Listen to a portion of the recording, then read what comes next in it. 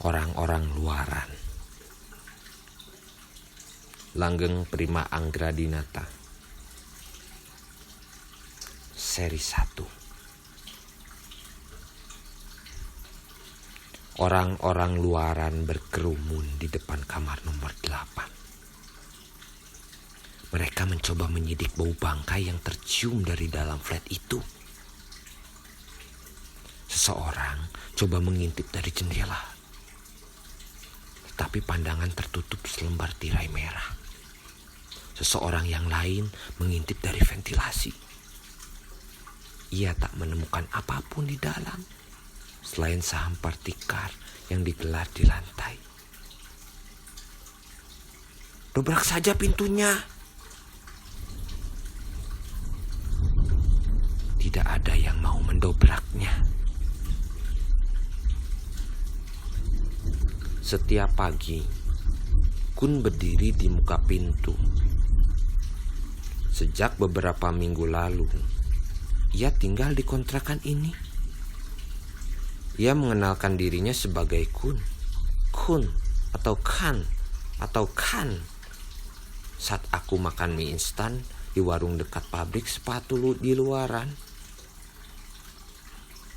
aku tidak tertarik dengan laki-laki tua itu. Juga kepada siapapun. Saat ia berkisah tentang dirinya, aku tidak tertarik dengan kisah orang lain. Namun, mengapa kisah-kisah orang-orang mudah teringat di pikiranku? Mungkin karena aku pernah menjadi wartawan. Pada umurnya yang ke-19, dengan terencana, Kun telah berhasil membunuh satu keluarga yang terdiri dari 2 orang anak perempuan dan sepasang suami istri.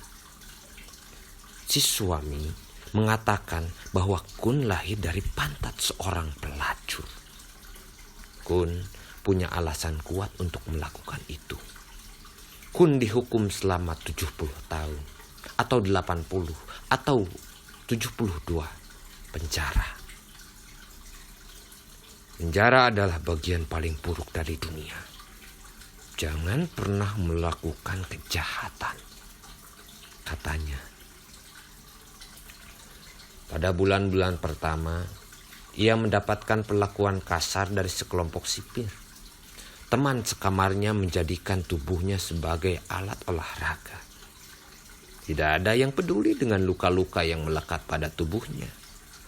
Setiap orang hanya peduli dengan dirinya sendiri. Dan seperti neraka, penjara itu membuatnya menyesal dan ingin kembali ke masa lalu. Setelah sekira setahun, Kun telah berhasil menyesuaikan diri. Sepertinya kepandaian dalam bergaul dan menyelundupkan benda terlarang membuatnya mudah diterima oleh salah satu kelompok di sana. Namun, ia sama sekali tidak tertarik dengan bisnis gelap atau rencana-rencana jahat di sana. Sikap itu membuatnya dipercaya oleh kepala penjara. Ia ditugaskan mengurus bengkel las. Semua tampak berjalan dengan baik. Kehidupannya menjadi jauh lebih baik di penjara. Setelah kira-kira 45 tahun di sana, ia harus pensiun dari bengkel las itu karena tenaganya sudah jauh berkurang. Penjara itu membuat pojok bacaan. Setelah menjadi kepala bengkel las, Kun merawat pojok bacaan itu. Kamu pernah baca Albert Camus? Dia sungguh mengesankan. Sejak saat itu, aku telah melupakan kebebasan. Setelah itu, ia benar-benar melupakan kebebasannya. Barangkali ia telah mencapainya. Aku merasa bahwa pada saat itu aku telah mencapainya. Kebebasan. Namun, justru ketakutanku datang beberapa tahun selanjutnya. saat aku akan bebas. Hukuman Kun di penjara telah berakhir. Sampai pada titik itu, ia masih bertanya-tanya apakah ia benar-benar bebas. Untuk pertama kalinya, setelah 60 tahun atau kurang dari itu, ia melihat dunia luar. Usianya kini telah menginjak 77 tahun. Apa yang mampu diperbuat oleh seorang laki-laki tua? Ia hidup sendiri. Ia tidak pernah berpikir bahwa saat hari kebebasan, ia akan dijemput oleh sepupunya dan tinggal di keluarga yang hangat.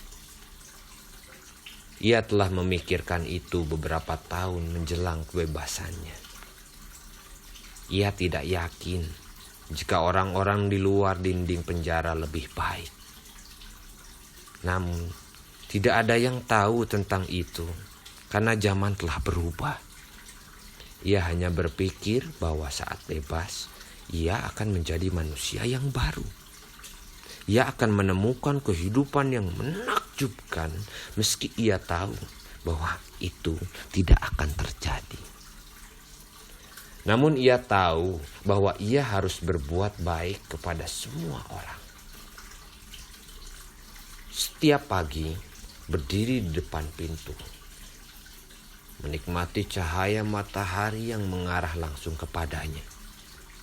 Kemudian ia menyapa orang-orang luaran yang melewati flatnya untuk pergi ke pabrik. Namun tidak ada orang yang peduli dengannya. Orang-orang itu bergegas keluar area kontrakan dan menyusuri lorong-lorong di luaran menuju ke pabrik. Setiap pagi, pabrik itu menghisap mereka seperti debu. Setiap orang hanya peduli dengan dirinya sendiri. Kun pun bergegas pergi ke sebuah lahan parkiran tempat buruh-buruh itu memarkir motor mereka. Sebenarnya bos parkir itu iba kepada Kun dan memberi upah lebih sedikit daripada pegawai lain. Tentu saja itu dilakukan karena Kun tidak mampu bekerja lagi di usianya yang sudah tua. Tentu saja ia kesulitan merapikan motor yang terparkir. Ia harus mengangkat bagian belakang motor itu, sedangkan tangannya sudah tidak mampu lagi. Akhirnya, ia dipindahkan ke bagian loket pembayaran. Sebenarnya bagian loket pembayaran adalah jenjang karir yang paling tinggi yang bisa dicapai oleh seorang pegawai parkiran itu. Namun, tidak ada pilihan lain. Dengan sisa-sisa kemanusiaannya, bos parkir itu memindahkan Kun ke bagian loket pembayaran.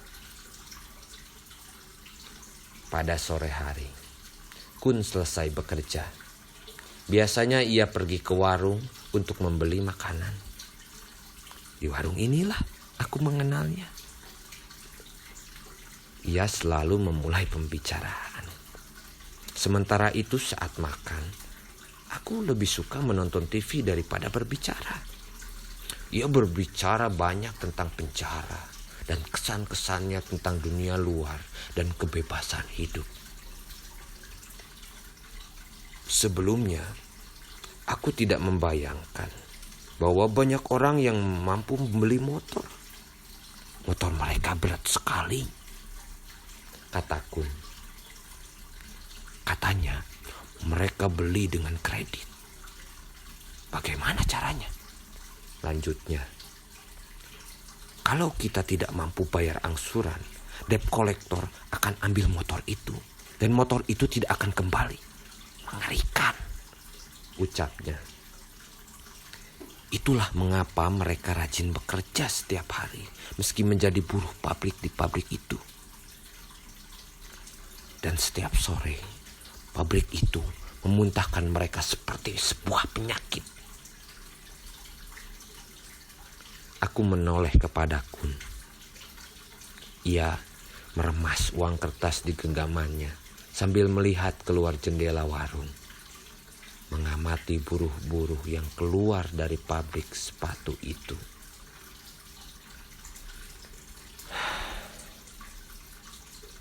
Hidup adalah hukuman, gumam